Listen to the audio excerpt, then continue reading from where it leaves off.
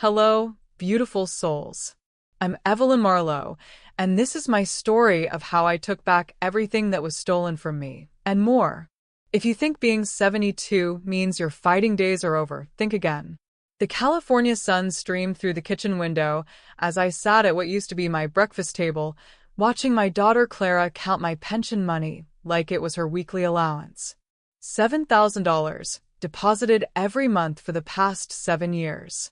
$7,000 that disappeared into her manicured hands, leaving me with exactly $70 for your little expenses, mother. You should be grateful I let you live here, Clara said, that practiced smile spreading across her face as she tucked my money into her designer purse. The same purse I'd unknowingly bought her last month with my own pension. At 72, I still turned heads when I walked down the street. My silver hair fell in elegant waves past my shoulders, and I never left the house without my pearls. A habit from my days as a literature professor at Berkeley. But here, in this house that Clara insisted was ours, but treated as hers alone, I felt invisible. Worse than invisible, I felt like a burden being graciously tolerated. Of course, darling, I replied, my voice steady despite the rage building in my chest. I'm very grateful. Clara's smile widened. She genuinely believed I was too old, too dependent, too broken to question her generosity. For 7 years, I'd played the role she'd written for me.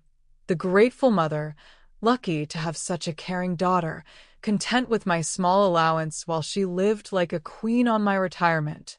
I watched her check her reflection in the hallway mirror before heading out to lunch with friends, another lunch paid for with my money. The front door clicked shut, and the house fell silent except for the grandfather clock ticking in the corner, marking another day of my captivity. But Clara had made one critical mistake. She'd underestimated the woman who'd spent 40 years teaching Shakespeare, Machiavelli, and the art of narrative construction to bright young minds. She thought age had dulled my intellect, that dependence had broken my spirit. She thought I was grateful. She was wrong on all counts. I poured myself tea in my favorite china cup, one of the few possessions Clara hadn't claimed as hers, and opened my laptop. It was time to remind my daughter that some stories don't end the way the villain expects. The plan began forming in my mind like a carefully crafted novel, each chapter building toward an inevitable, devastating conclusion. Clara wanted to play the loving daughter while robbing me blind? Perfect. I would play the grateful mother while I destroyed her life, piece by methodical piece. 7 years. She'd stolen 7 years of my golden years, turning me into a beggar in what should have been my own home. I calculated quickly. That was $588,000 of my money, plus the interest it should have earned. But this wasn't about money anymore. This was about justice, served cold, and with my signature dignity.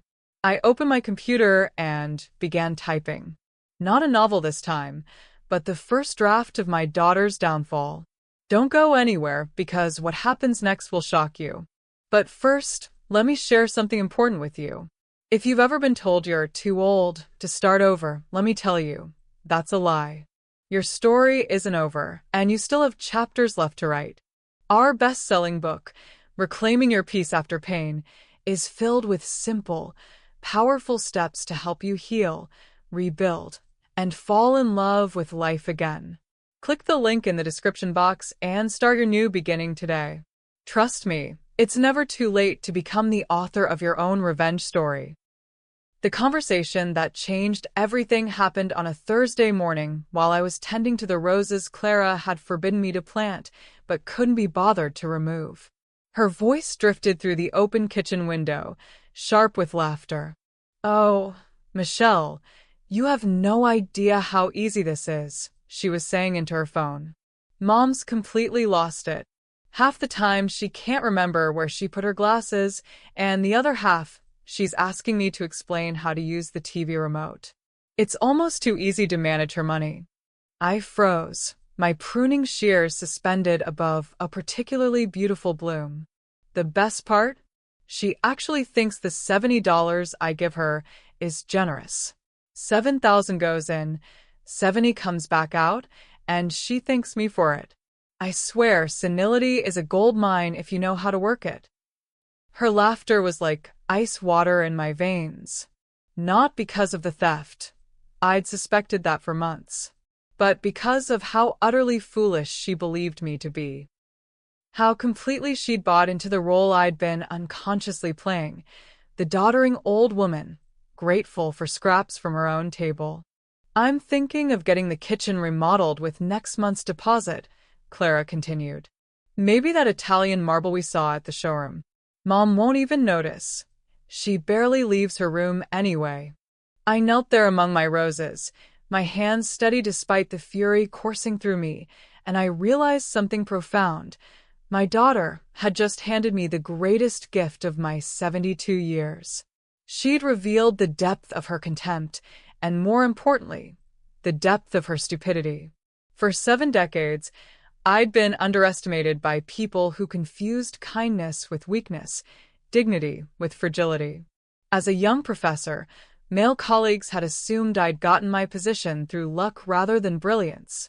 As a middle-aged academic, administrators had overlooked me for promotions, thinking I was too soft for leadership. And now, as an elderly woman, my own daughter had decided I was too senile to manage my own affairs. They'd all learned, eventually, that they were wrong. Clara would learn too. That evening, I sat in my small room, the guest room in my own house, as Clara frequently reminded me, and began to plan.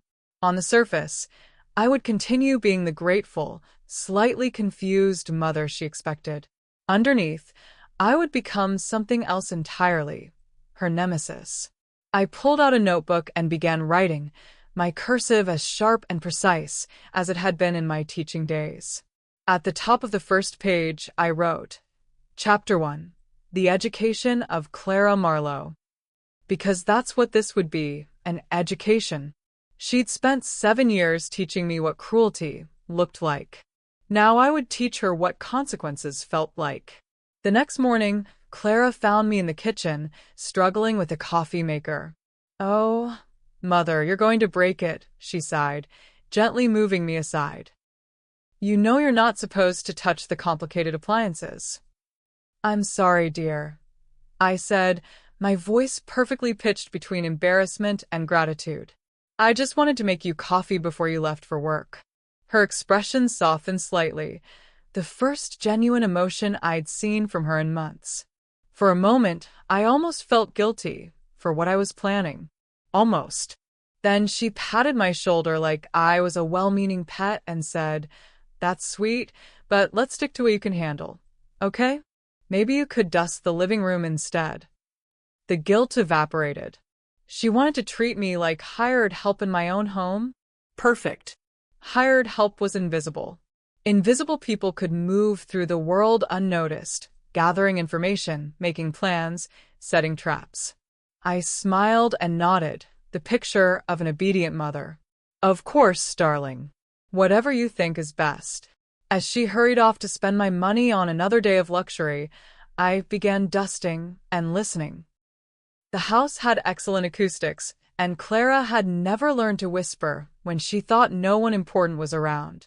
By the end of that first week, I'd learned about her secret credit cards, her growing gambling problem, and her plan to refinance the house to pay for a trip to Europe. My house. The house my late husband and I had bought with 40 years of careful saving, now signed over to her through paperwork I'd been too trusting to read carefully. But knowledge is only power if you know how to use it. And after 4 decades of teaching Machiavelli to graduate students, I knew exactly how to use it. Playing the part of a declining old woman required more skill than I'd expected. For weeks, I practiced in the mirror, letting my shoulders droop just slightly, allowing a tremor in my hands when Clara was watching, mispronouncing words I'd been using correctly for 70 years. The performance had to be perfect. Too much confusion, and she might take me to a doctor. Too little, and she'd suspect I was sharper than I appeared. I needed her to see me as incompetent enough to ignore, but not so incompetent that she'd seek outside help managing my condition. "Mother, I need you to sign some papers," Clara announced one morning, spreading documents across the kitchen table like she was dealing cards. "Just routine stuff for the bank. You know how complicated these financial things are." I squinted at the papers, moving my lips slightly as I pretended to read. In reality, I was memorizing every word. Power of attorney documents, account transfer forms, and, most interesting, a new life insurance policy with Clara as the sole beneficiary. "What are these for, dear?" I asked, my voice carrying just the right note of confused trust. "Oh, just boring legal stuff. The bank needs your signature to make sure your pension gets deposited properly." Clara's smile was sugar-sweet and completely false. "And this insurance form is just to update your beneficiary information. Nothing important. Nothing important. A policy worth $500,000 was nothing important. Where do I sign?" I asked, picking up the pen with slightly shaking fingers. As I signed each document, I made small mistakes, starting to write my name in the wrong place, having to be redirected, apologizing profusely. Clara's impatience was barely concealed, but her greed won out over her irritation. What Clara didn't know was that I'd already consulted with my old colleague, Dr. Patricia Winters, who'd left academia to become an estate attorney. Patricia had been furious when I'd explained my situation, but she'd also been impressed by my plan. "Evelyn," she'd said, "you always were the most dangerous woman in the English department. I'm honored to help you remind Clara why." Every document Clara had me sign was legitimate, but each one had been carefully prepared by Patricia with language that looked standard but contained subtle clauses that would work in my favor when the time came. The power of attorney, for instance, was reciprocal in ways Clara hadn't noticed. The insurance policy was valid, but it included provisions that would void payment if the beneficiary was convicted of elder fraud. After Clara left for another shopping trip funded by my pension, I called Patricia. "Phase 1 complete," I reported. "She's taken the bait." "Good. Now we move to Phase 2. Are you sure you're ready for this, Evelyn? Once we start the financial maneuvering, there's no going back." I thought of 7 years of humiliation, 7 years of being treated like a burden, 7 years of watching my own money by my daughter's contempt for me. "Patricia," I said, my voice carrying the steel that had once made graduate students sit up straighter in my classroom, "I've never been more ready for anything in my life." That afternoon, I began my new routine. Every day, while Clara was out spending my money, I would transform from the confused old woman into the predator I'd always been underneath. I researched Clara's financial history, her credit score, her spending patterns. I learned about her gambling debts. Apparently, she developed quite an addiction to online poker, funded entirely by my pension. I also discovered something fascinating. Clara had been forging my signature on loan applications, using my credit history to secure funding for her lifestyle. She'd been careful, but not careful enough. Every forgery was documented. Every false application created a paper trail that led directly back to her. "Oh, Clara," I murmured to myself as I printed out transaction records, "you've made this almost too easy." The beauty of my plan was its simplicity. I wouldn't need to forge anything, steal anything, or break any laws. Clara had already done all the illegal work for me. I just needed to let the consequences catch up with her while ensuring I was safely out of the blast radius. But first, I needed to secure my own financial independence. It was time to start redirecting my pension to accounts Clara didn't know existed. Setting up new financial accounts when you're supposedly experiencing cognitive decline required delicate maneuvering.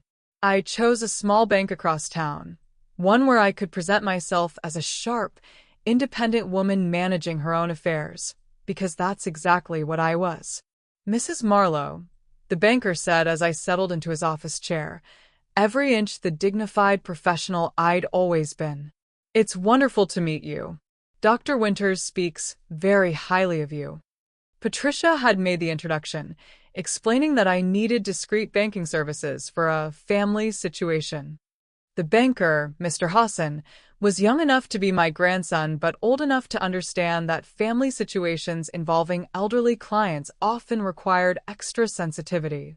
I need to establish some new accounts, I explained, and I need them to be completely separate from my current banking relationship. There are some complications with my current arrangements. Within an hour, I had a new checking account, savings account, and most importantly, instructions for my pension to be split between my old account and new account. Starting next month, $4,000 would continue going to the account Clara monitored, while $3,000 would come to my private account. Clara would notice the reduction eventually, but by then it would be too late. Back home, I resumed my performance. I shuffled slightly when Clara was watching, asked for help with simple tasks, and made small mistakes that reinforced her belief in my mental decline. The hardest part wasn't the acting, it was watching her spend my money with such casual entitlement. "I'm having lunch with the girls tomorrow," she announced, scrolling through her phone while eating dinner I'd prepared. "We're going to that new French place downtown. Don't wait up. We might go shopping afterward." Another day, another few $100s of my pension funding her social life. "That sounds lovely, dear," I replied. "You work so hard. You deserve nice things." Clara's pleased smile told me everything I needed to know about how convincing my performance was. Later that night, I sat in my room with my laptop, researching everything I could find about financial fraud, elder abuse, and the legal consequences of forging someone's signature on loan documents. The internet was a wonderful resource for someone planning a takedown. I discovered that Clara's gambling debts were worse than I'd thought. She owed money to 3 different online casinos and had taken cash advances on 4 credit cards to cover her losses. She was living in a house of cards built entirely on my financial foundation. Perfect. I also researched something else: the statute of limitations on financial elder abuse in California. 7 years. She'd been stealing from me for exactly 7 years, which meant I had documentation going back to the very beginning of her scheme. But I wasn't interested in justice through the courts. Legal justice was slow, uncertain, and unsatisfying. I wanted something more personal, more devastating, more permanent. I wanted Clara to lose everything the same way she'd made me lose everything, slowly, systematically, with a smile. My phone buzzed with a text from Patricia. "Account transfers complete. Phase 2 ready to begin." I smiled in the darkness of my small room. Tomorrow, I would start planting the seeds of Clara's destruction. And the most beautiful part? She would help me do it, thinking she was taking advantage of her poor, confused mother. "Sleep well, darling," I whispered, knowing Clara was probably at her computer right now, losing more of my money to online poker. Enjoy it while it lasts. The key to a perfect trap is making your target believe they're the one setting it. Over my morning tea, Earl Grey, properly steeped, because some standards never slip, I planned Clara's downfall with the same methodical precision I'd once used to design semester syllabi. "Clara, dear," I said when she emerged from her bedroom at nearly noon, "I've been thinking about the house." She looked up from her phone, where she was probably checking her gambling apps. "What about it?" I let my face crumple slightly, the way it might if I was genuinely worried. "Well, I'm getting older and I worry about what happens when I'm gone. I want to make sure you're protected." Interest sparked to her eyes, the same look she got when she saw my pension deposit notification. "I was thinking," I continued, "maybe we should make some arrangements. Put everything in order so you don't have to deal with complications later." Clara set down her phone. "What kind of arrangements?" "Legal ones. Papers that make sure the house transfers to you smoothly, that sort of thing. I met with a lawyer yesterday." "You went to see a lawyer alone?" Clara's voice sharpened with alarm. Oh, just that nice Mr. Hassan at the bank. He recommended someone. I waved vaguely. Patricia something. She seems very competent. The truth was, Patricia and I had spent 3 hours the previous day crafting documents that would look like generous gifts from mother to daughter, but were actually elaborate snares. Every signature Clara added to these papers would transfer more legal liability to her while giving me greater protection and control. I think it's wonderful that you're being so responsible, Clara said, but I could see the calculation in her eyes. She was wondering how much the house was worth, how soon she could access its equity. The lawyer said we needed to consolidate some things. I continued. Make sure all the financial arrangements are properly documented. She mentioned something about co-signing for clarity. Clara nodded eagerly. That makes sense. We want everything to be completely legal and transparent. Transparent. If Clara had understood the irony of that word, she might have been more careful about what she was agreeing to. She's coming here tomorrow to finalize everything, I said. I hope that's convenient for you. Of course, Mother. I want to make sure you're protected. Protected. Another delicious irony. That evening, Clara made dinner, a rare occurrence that told me how excited she was about the prospect of securing her claim to my assets. She was practically humming as she worked, no doubt calculating how much money she'd soon have access to. You know, Mother, she said as we ate, I'm really proud of you for taking care of these legal matters. It shows you're still thinking clearly about important things. Still thinking clearly. If only she knew how clearly I was thinking. After dinner, I retired to my room early, claiming fatigue. In reality, I wanted time to review the documents Patricia had prepared. Each page was a masterpiece of legal misdirection, written in language that sounded protective of Clara's interests while actually setting her up for devastating consequences. The property transfer documents, for instance, looked like I was signing the house over to Clara. What they actually did was create a complex trust arrangement where Clara became responsible for all property taxes, maintenance costs, and liability issues while I retained actual ownership through the trust. She would sign papers thinking she was inheriting a valuable asset. She was actually inheriting a massive financial responsibility she couldn't afford. The financial management documents were even more elegant. They would give Clara legal authority to manage my accounts, but also legal responsibility for every transaction. Every dollar she'd stolen, every forged signature, every fraudulent transfer would become her documented crime once these papers were signed. I was turning Clara's own greed into the weapon that would destroy her. My phone buzzed with a message from Patricia. Documents ready. Are you sure you want to do this? Once she signs these papers, her fate is sealed. I typed back carefully. She sealed her own fate 7 years ago. I'm just opening the envelope. Tomorrow, Clara would think she was securing her financial future. Instead, she would be signing her own confession. Patricia arrived precisely at 10 o'clock, looking every inch the competent estate attorney Clara expected. What Clara didn't expect was how thoroughly Patricia had been briefed on every detail of her financial crimes. Mrs. Marlowe, Patricia said warmly, "It's wonderful to meet you. And this must be Clara. Your mother speaks of you so fondly." Clara preened under the praise, shaking Patricia's hand with the confidence of someone who believed she was the smartest person in the room. "I understand you too want to formalize some estate arrangements," Patricia continued, opening her briefcase. "I've prepared everything according to your mother's wishes."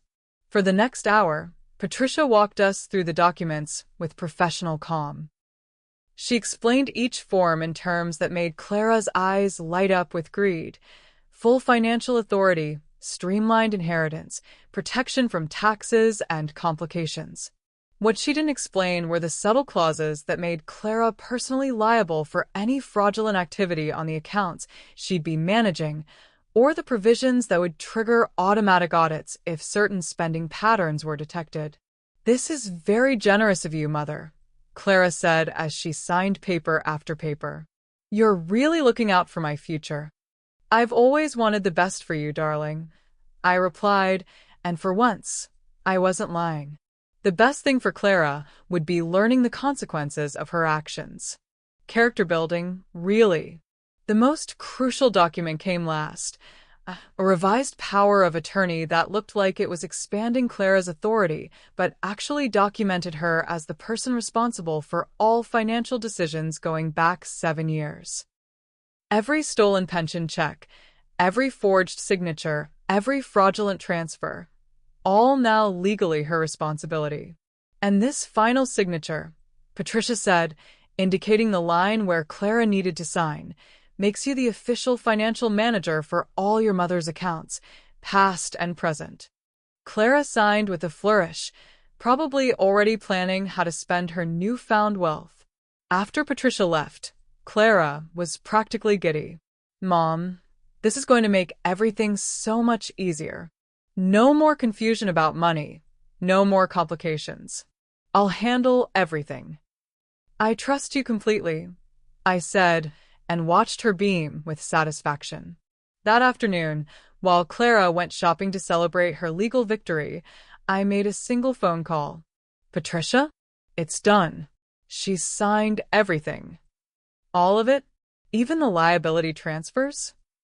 "Every page." She didn't read a single word of the fine print. Patricia's laugh was sharp. "Then phase 3 can begin. The bank transfers will process overnight. By tomorrow morning, she'll start discovering what she's actually signed up for." I hung up and went to water my roses. They were blooming beautifully now, deep red, like drops of blood against the green leaves. Clara had forbidden me to plant them, saying they were too much work for someone my age.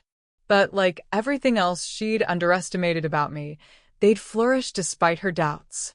Tomorrow, Clara would wake up expecting to find her usual pension deposit plus access to accounts she'd never controlled before. Instead, she would find that $3,000 of her monthly income had vanished and that she was now legally responsible for explaining where the missing money had gone. The beautiful irony was that she'd signed documents claiming she'd been managing my money responsibly for years. Now she'd have to prove it. I spent the evening reading in my chair, a collection of Edith Wharton stories about women who survived by being smarter than the men who underestimated them. Tomorrow would begin Clara's education in why it's dangerous to underestimate a woman who's had 72 years to learn patience. The scream came at 6:47 a.m. I was already awake, sipping my first cup of tea and watching the sunrise through my bedroom window when Clara's voice shattered the morning quiet. She discovered that her anticipated pension deposit was $3,000 short. "Mother," she shrieked, her footsteps pounding down the hallway. "Mother, wake up." I took a final, peaceful sip of my tea before opening my bedroom door. Clara stood there in her silk pajamas, the ones she'd bought with my March pension, her hair wild and her face flushed with panic. "Yes, dear?" I said, blinking owlishly. "Is everything all right?" "The money. Your pension, it's wrong. There's money missing." I frowned, tilting my head like a confused bird. "Missing? But how can money be missing?" "I don't know." Clara was practically vibrating with anxiety. "The bank says this is the correct amount, but it's $3,000 less than usual." "Oh my," I said, my hand fluttering to my throat. $3,000? That seems like a lot. Are you sure you counted correctly?" Clara's eyes narrowed. "I didn't miscount, Mother. The money is gone." "Gone where?" I asked, and the genuine bewilderment in my voice was perfect because I wasn't acting anymore. I was genuinely bewildered by how long it had taken her to notice. For the next hour, Clara made increasingly frantic phone calls while I puttered around the kitchen, making breakfast and humming softly. I could hear fragments of her conversations, demands for explanations, threats of legal action, the growing hysteria of someone watching their carefully constructed world begin to crumble. "The bank says there's been no error," she finally announced, slumping into a kitchen chair. "They say the deposit amount is correct according to their records." "Well," I said gently, "perhaps we should call someone who understands these things better than we do. What about that nice lawyer who helped us with the papers?" Clara nodded eagerly. Yes. "Patricia. She'll know what to do." I hid my smile behind my teacup. Yes, Patricia would definitely know what to do. The call to Patricia was enlightening, at least for Clara. Patricia explained, in her professional but sympathetic voice, that pension distributions could be modified under certain circumstances, particularly when there were concerns about the recipient's financial management. Concerns? Clara's voice was shrill. What concerns? Well, Patricia said carefully, when someone has power of attorney for an elderly person's finances, any irregularities in spending patterns can trigger automatic reviews. Has there been any unusual activity on your mother's accounts? I watched Clara's face go pale.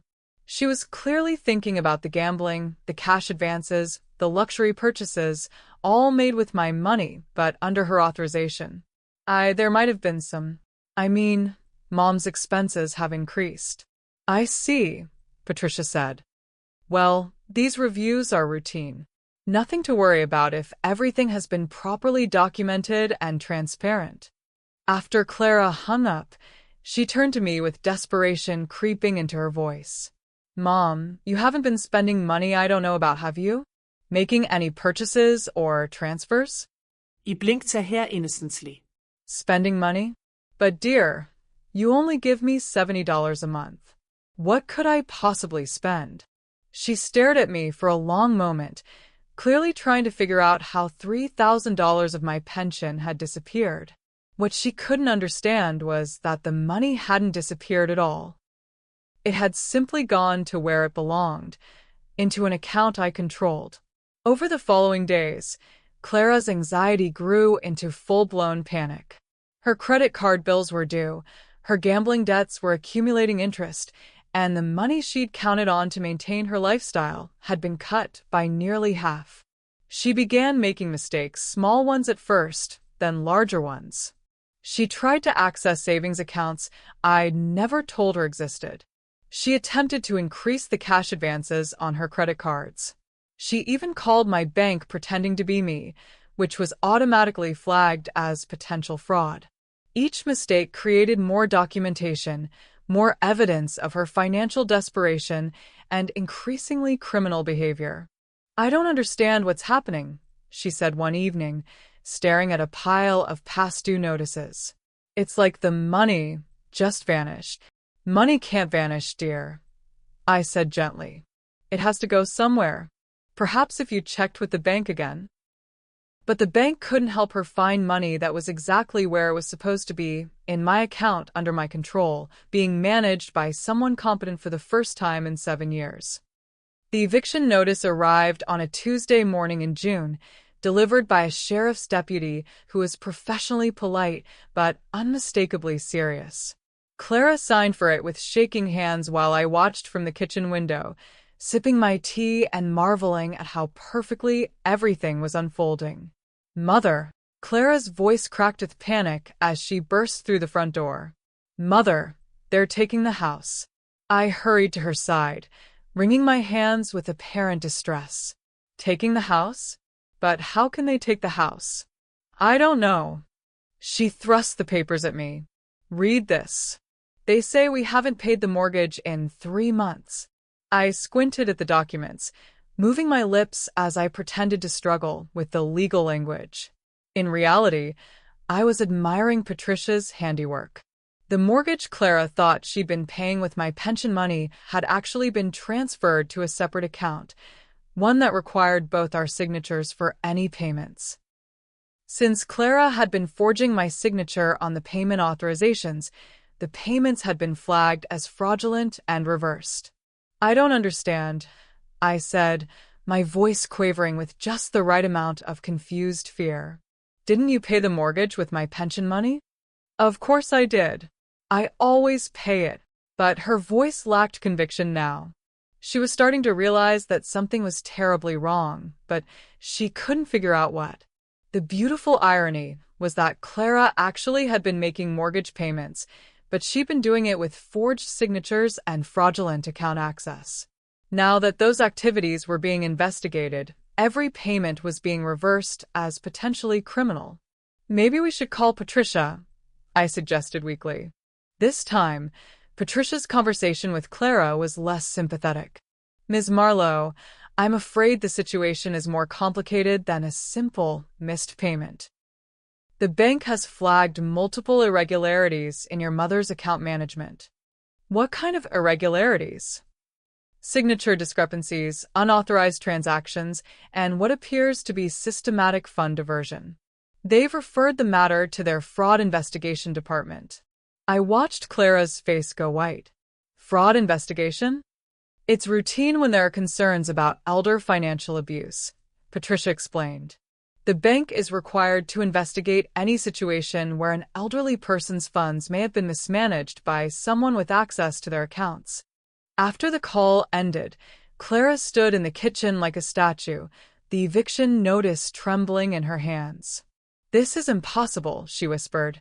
I always. Never what, dear? I asked gently. I never stole from you. The words burst out of her like a confession. Everything I did was for both of us. To manage your money properly. Stole? I blinked at her. Who said anything about stealing? The bank just said there were irregularities. But Clara wasn't listening anymore. She was thinking about 7 years of forged signatures, unauthorized transfers, and fraudulent account access. She was realizing that every crime she'd committed was now documented under her new power of attorney, making her legally responsible for every penny that had gone missing. The trap hadn't just sprung, it had snapped shut around her throat.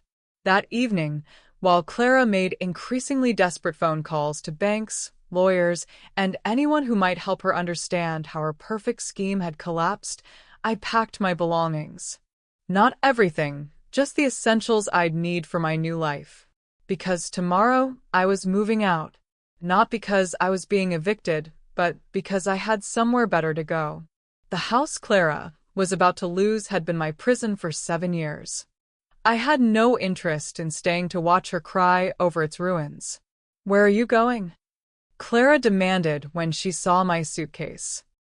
I think it would be best if I stayed with Patricia for a while, I said calmly, until this confusion gets sorted out. Confusion? Clara's laugh was hysterical. Mother, they're taking our house. They think I stole from you. How is that confusion? I looked at her with mild surprise. Well, dear, did you?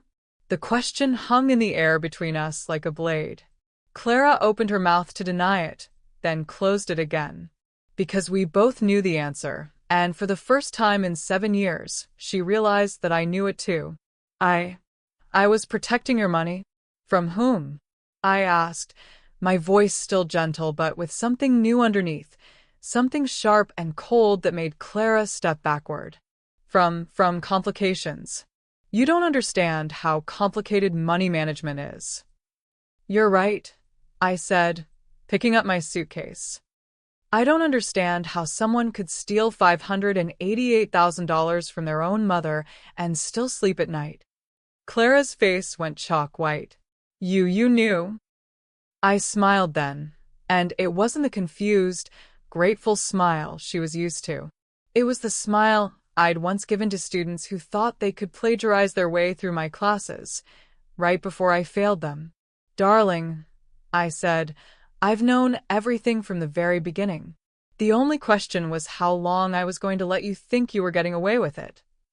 The next 3 months were a symphony of destruction, and I watched every movement from my comfortable apartment across town, a lovely place I'd rented with the money from my newly liberated pension accounts. Clara's world collapsed in stages, each one more devastating than the last. First came the mortgage foreclosure. Despite her frantic attempts to catch up on payments, The fraud investigation had frozen all the accounts involved. Clara couldn't access my money to pay the mortgage, and she certainly couldn't pay it with her own funds. She hadn't had her own funds in 7 years. Then came the credit card companies. With her income suddenly cut in half and her mortgage in default, Clara's credit score plummeted.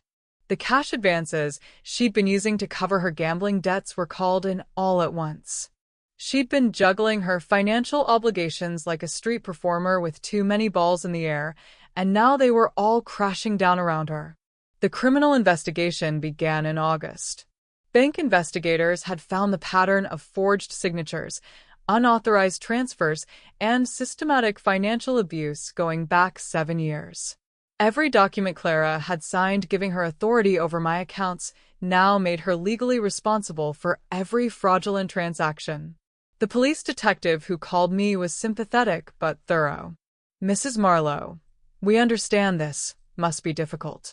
Family financial abuse is unfortunately common, but the evidence in your case is unusually comprehensive. I played my part perfectly, the confused, hurt mother who'd slowly begun to realize what had been done to her. I just don't understand how Clara could have done this," I said, my voice trembling with just the right amount of bewilderment. I trusted her completely. "The evidence suggests systematic theft over 7 years," the detective explained. "Forged signatures, unauthorized account access, and fraudulent loan applications using your identity. The total amount appears to be approximately $588,000. $600,000. Hearing the number spoken aloud by a law enforcement officer made the magnitude of Clara's theft real in a way my own calculations hadn't. She hadn't just stolen my money, she'd stolen my dignity, my independence, my golden years. Will I get any of it back?" I asked. "We'll do everything we can, ma'am. In cases like this, asset recovery is often possible, especially when the perpetrator still has recoverable assets." Recoverable assets. That was the beautiful part of my plan. Clara had spent my money on things that could be sold. Jewelry, clothes, furniture, her car. Everything she'd bought with my stolen pension could be liquidated to pay restitution. The house she was about to lose? That would cover most of it. I received regular updates on Clara's unraveling through Patricia, who maintained professional contact with Clara's overwhelmed public defender. Clara had tried to hire a private attorney, but that required money she no longer had access to. "She's claiming she was managing your money with your permission," Patricia reported during one of our weekly lunches. "Says you were too confused to handle your own finances and that she was protecting you." "And what does the evidence say?" "The evidence says she forged your signature 847 times over 7 years, used your identity to secure $73,000 in credit card debt, and gambled away $134,000 of your money online." Patricia smiled grimly. "Her protection looks remarkably like grand theft." By September, Clara had lost everything. The house was gone, sold at auction to pay the defaulted mortgage. Her car had been repossessed. Her credit cards were maxed out and in collections. She'd moved into a studio apartment in the worst part of town, working double shifts at a department store to pay for a lawyer who couldn't work miracles. But the best part, the most satisfying part, was how completely she'd lost her composure. The poised, manipulative woman who'd spent 7 years patronizing me had become a bitter, desperate creature who screamed at bank tellers and cried in grocery store aisles when her cards were declined. I saw her once during this period, by accident, at the farmer's market downtown. She looked like she'd aged a decade in 3 months. Her hair was unwashed, her clothes wrinkled, her face gaunt with stress and sleepless nights. She saw me, too, across the crowd of shoppers. For a moment, our eyes met. I was wearing my best dress, my pearls, my hair perfectly styled. I looked exactly like what I was. A woman of means enjoying her retirement. Clara looked exactly like what she was, a criminal facing the consequences of her actions. She started toward me, her mouth opening to speak, to apologize, to beg, to demand explanations. I couldn't be sure which. I simply turned away and continued shopping for fresh flowers for my new apartment. I had nothing to say to her. Nothing at all. The trial was set for November. The verdict came on a crisp November morning, guilty on 12 counts of financial elder abuse, identity theft, and fraud. The judge sentenced Clara to 6 years in state prison, followed by 10 years of probation during which she would be required to pay full restitution of $647,000, the original theft plus interest and penalties. I wasn't in the courtroom when the sentence was read. I was in my new home, a charming cottage overlooking the Pacific Ocean in Mendocino, arranging fresh roses in a crystal vase. Patricia called with the news. 6 years, she said. And full restitution. Good, I replied and meant it. Evelyn, Patricia's voice was careful. She's asking to see you. The prison allows supervised visits, and she's put you on her approved visitor list. I considered this while watching waves crash against the rocks below my window. Remove me from the list, I said finally. Are you sure? She is still your daughter. No, I said quietly. My daughter died 7 years ago when she chose money over love. The woman in prison is a stranger who happens to share my DNA. I hung up and returned to my roses. My new life was everything my captivity in Clara's house hadn't been. I woke when I pleased, ate what I wanted, spent my money on books and flowers and wine, and anything else that brought me joy. I'd found a part-time position teaching literature at the local community college, not because I needed the money, but because I missed the intellectual stimulation.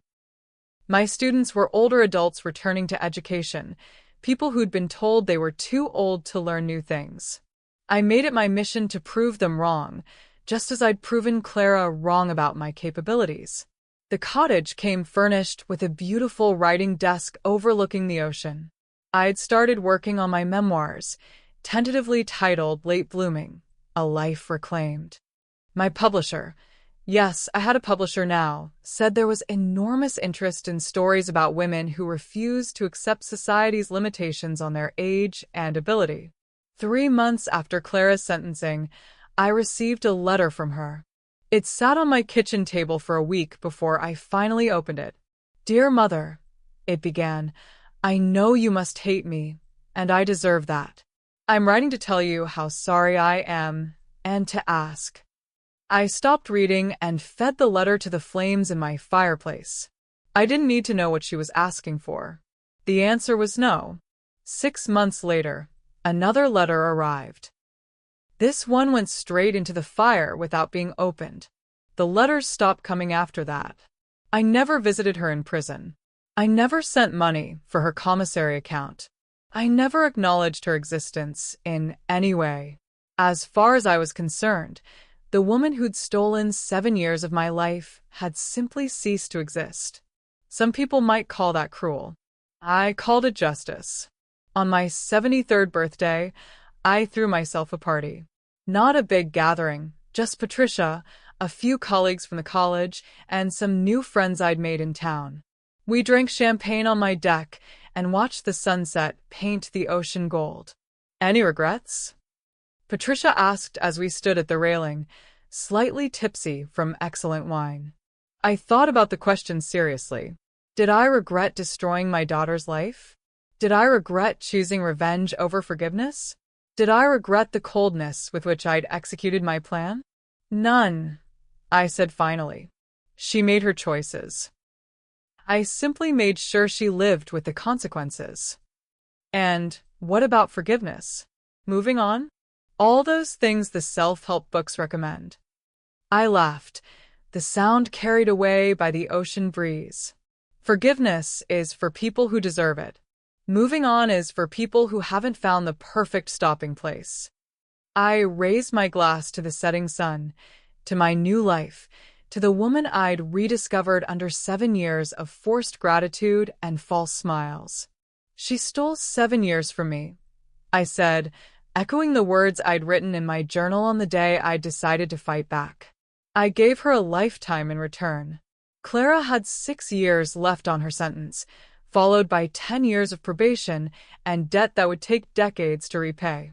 She would be 61 when she was finally free, the same age I'd been when she'd begun stealing from me.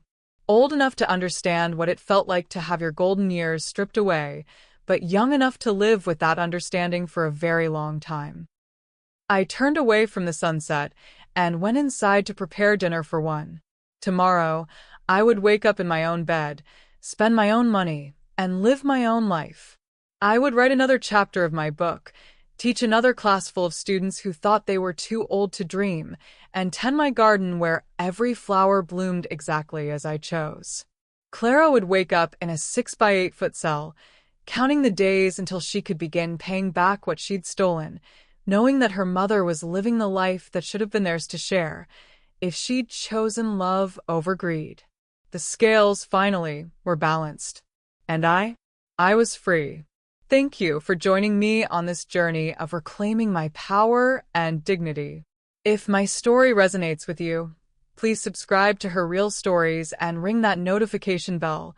We share new stories of triumph every week.